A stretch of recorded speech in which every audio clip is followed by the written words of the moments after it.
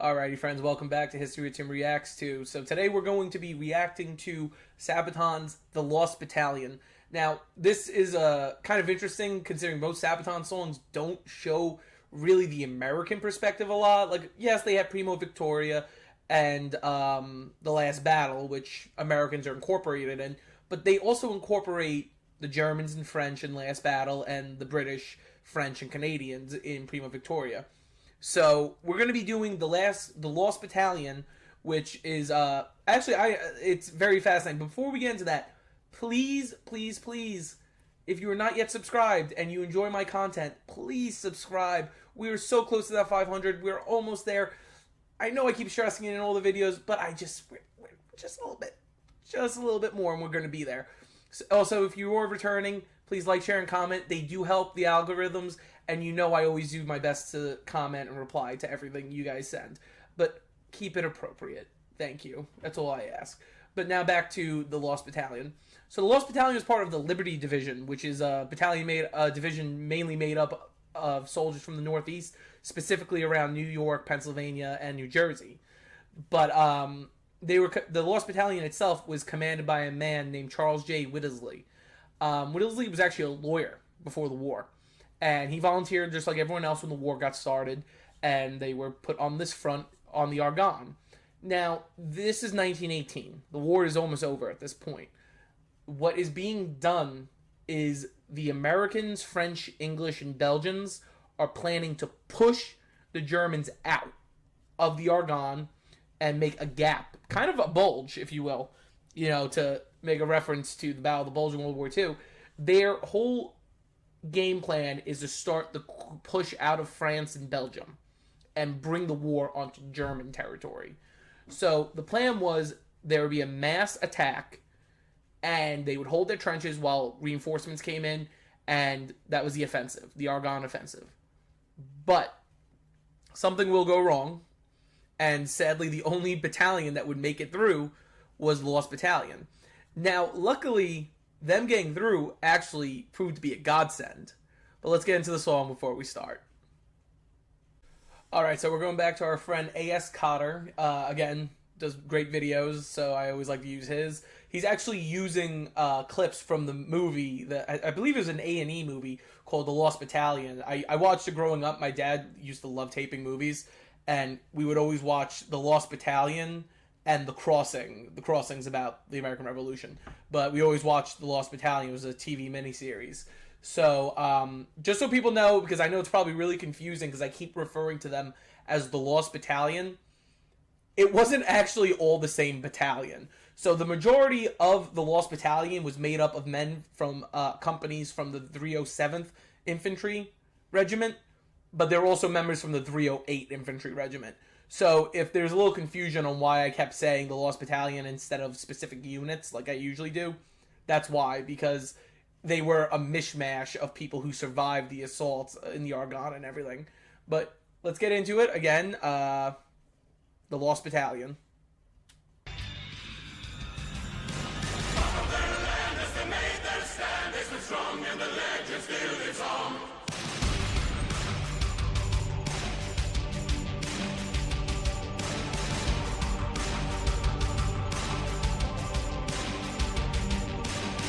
1918, the great war rages on. Our battalion is lost in the Argonne.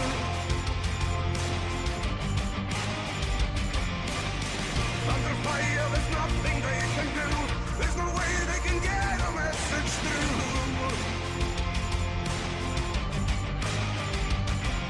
Suffer heavy losses as the battle carries on.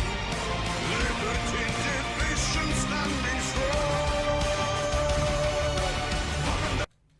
So, like I said before, you see when it showed the map, that bulge it made in the German defenses. What that pretty much did was cause chaos on the front for the Germans, because, I actually talked about something very, very similar to this a very long time ago about the way the war with the Belgians in the beginning of the war was, how the Germans couldn't just leave the Belgians alone. They had to keep fighting them. If you have an enemy force behind you, regardless of how big or small, suffer heavy losses, they were struggling. They were getting shot at by all sides. They can disrupt your entire battlefront.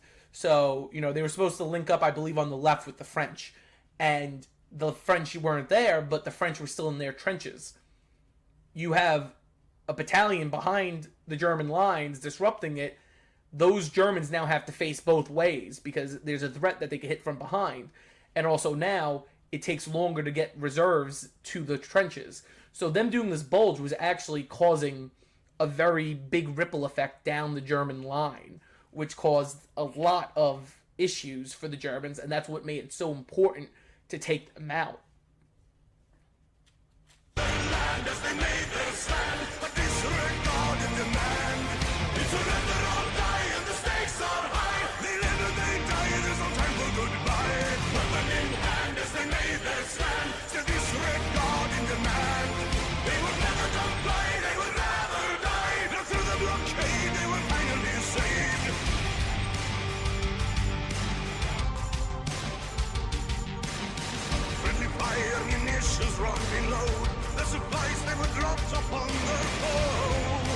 So yeah, that was true. What happened was, as they're called, the Lost Battalion, they weren't exactly lost. Everyone kind of knew where they were, they just didn't know specifically where. They knew they were on the Argonne front, they knew they were ahead of their trench lines, they just didn't know how deep in they had gotten. So they were able, I believe, to get a pigeon through. A pigeon who actually got wounded, and to this day is actually in the Imperial War Museum, I believe. I'm almost 100% sure because I've been to the Imperial War Museum and seen it. This pigeon got through the lines and gave them coordinates. The artillery began to fire, but they began to fire a little short. And they actually fired on the Lost Battalion instead by accident. They fired on their own men. So the Germans were like, what the Germans actually had a lot of respect for what the Americans were doing because it was not a situation that anyone thought they were going to survive. This looked like a lose-lose. And even some American generals were like, it's not worth saving them. But the division commander of the Liberty Division was like, no, I sent them out there. I need to find them.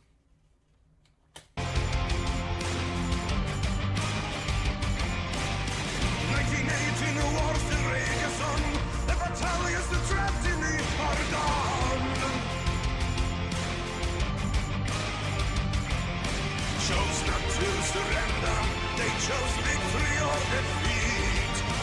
Fallen brothers resting by their feet. Upon their land as they made their stand, a disregarded demand.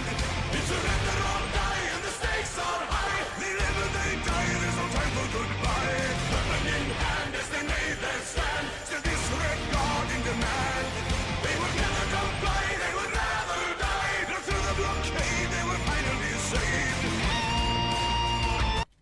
Yeah, so that's also true. The Germans multiple times approached Whittlesey and said, hey, you got... It's like the end scene in Waterloo when the guy walks up to the guard and is like, you've done everything, all the honors that war can give. We will let you come back as prisoners. You fought bravely. We're not going to do anything. Everyone will be treated right, everything. But Whittlesey refused to give in. He's like, no, we're holding here. Because the other thing is, Whittlesey thought the French and the English were going to show up and the rest of the American army. He had no idea that he was the only front that had actually successfully pushed in. So he actually he's like, no, I'm staying until I'm relieved. And, no one really... It wasn't until, I believe, a few days in did Whittlesey really realize how surrounded he was. And I believe it was because they were trying to get water for their canteens, and there was a German sniper picking off their men where the French should have been. They had also sent out patrols to try to find the French and the British and the Americans to link up with them, but the patrols would either get engaged with Germans or find no one there.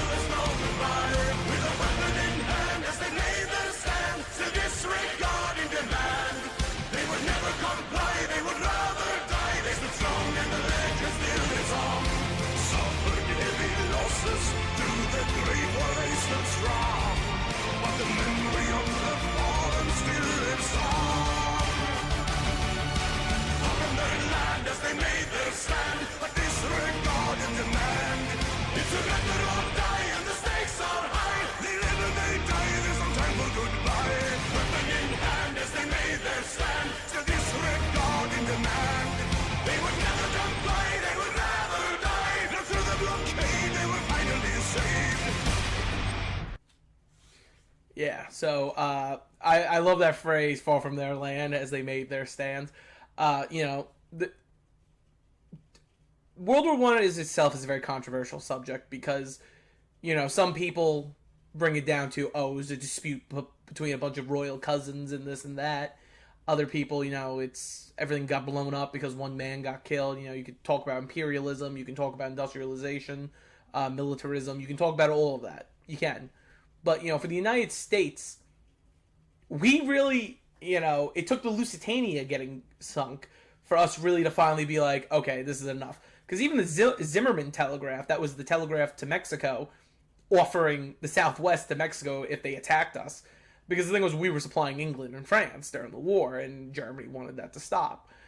But this was a war a lot of people were very cautious about getting involved with. They didn't know their feelings about it, They saw it as a European conflict. That's why when World War II came, people yelled at Roosevelt, and they're like, we have no reason to get involved in another European war.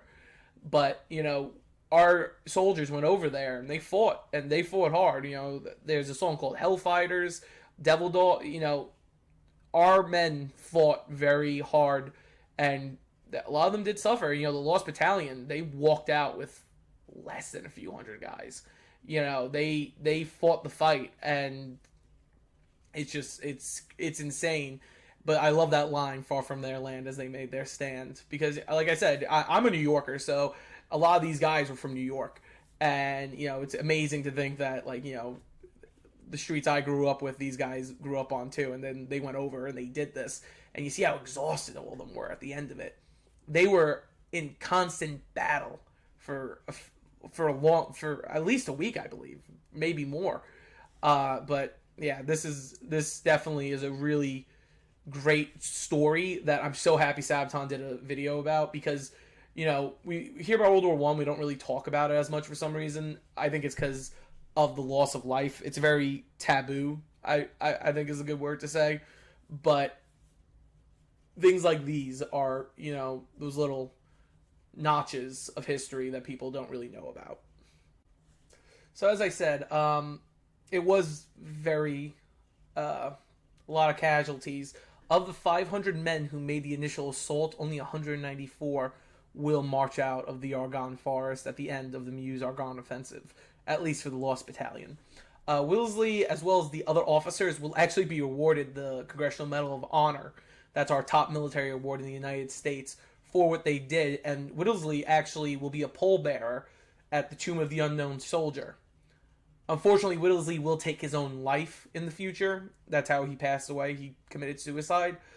Sadly, a lot of World War I veterans will die that way, killing themselves, as sad as that is to say.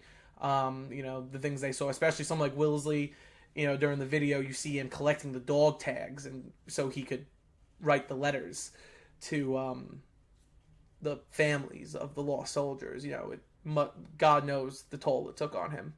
But thank you so much for joining us today. I hope you enjoyed. I know it's a sad story, and it's kind of weird to go from being sad to positive, but, we got to keep moving on.